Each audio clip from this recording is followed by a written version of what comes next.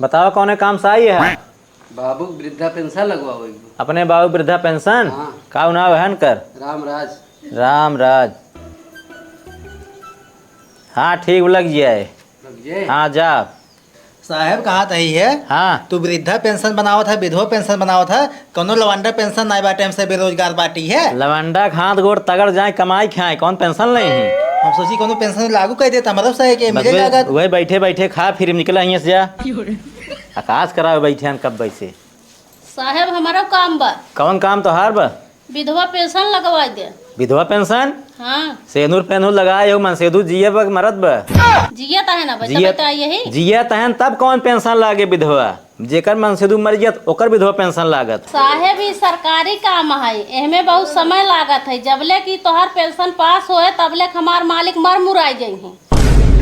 बड़ी चतुर ये हूँ मन सेधु जियत बा आई हो विधवा पेंशन ले निकल हिस्तो निकरा जेकर मन सेधु मर पौते ही नहीं आई जियत बन ले।